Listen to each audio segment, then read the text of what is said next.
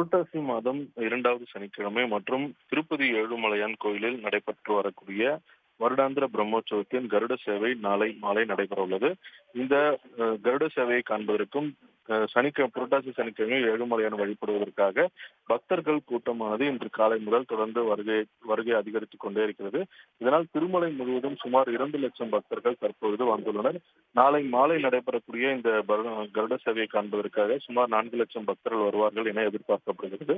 இதற்காக போலீசார் தரப்பில் அனைத்து ஏற்பாடுகளும் செய்யப்பட்டுள்ள நிலையில் இந்த இலவச தரிசனத்தில் சாமி தரிசனம் செய்வதற்காக வைகுண்டம் கியூ காம்ப்ளெக்ஸில் உள்ள 31 அறைகளும் நிரம்பி சுமார் 3 கிலோமீட்டருக்கு சிலா தோரணம் வரை நீண்ட வரிசையில் பக்தர்கள் காத்திருக்கின்றனர். இதனால் இலவச தரிசனத்திற்கு 30 மணி நேரமும், ₹300 டிக்கெட் முன்பதிவு செய்த பக்தர்களுக்கு 3 மணி நேரத்திற்கு மேலும், சர்வ தரிசனம் டோக்கன் பெற்ற பக்தர்களுக்கு 6 மணி நேரம் காத்திருக்க வேண்டிய நிலை இருப்பதாக தேவஸ்தான அதிகாரிகள் தெரிவித்துள்ளனர். இந்த கருட சேவையின் பாதுகாப்பை முன்னிட்டு 4223 போலீசார் பாதுகாப்பு பணியில் ஈடுபட்டுள்ளனர். தொடர்ந்து வெடிகுண்டு நிபுணர்கள் மற்றும் குற்றப்பிரிவு போலீசார் இந்த மலைப்பாதைகளிலும் பக்தர்கள் கூட்டம் அதிகம் உள்ள இடங்களில் தொடர்ந்து சோதனை மேற்கொண்டு கண்காணித்து வருகின்றனர்.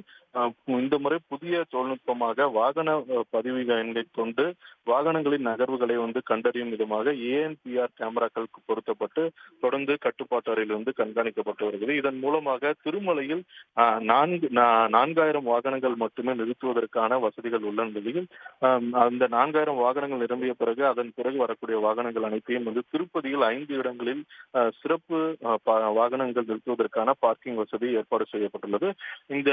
இந்த திருமலையில் நிரம்பிய வாகனங்களுக்கு பிறகு திருப்பதி நிறுத்தக்கூடிய பார்க்கிங் இடத்திலிருந்தே அரசு போக்குவரத்து கழகத்தின் பேருந்துகள் மூலமாக திருமலைக்கு அழைத்து வருவதற்காக பல்வேறு இடங்களில் பல்வேறு மாவட்டங்களிலிருந்து சிறப்பு பேருந்துகள் வரவழைக்கப்பட்டுள்ளது.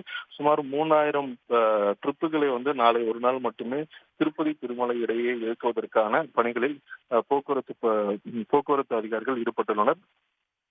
தொடர்ந்து மாட வீதிகளில் மற்றும் திருமலை முழுவதும் 6000 கேமராக்கள் வைக்கப்பட்டு தொடர்ந்து கண்காணிக்கும் பணியும் தொடர்ந்து நடைபெற்று வருகிறது.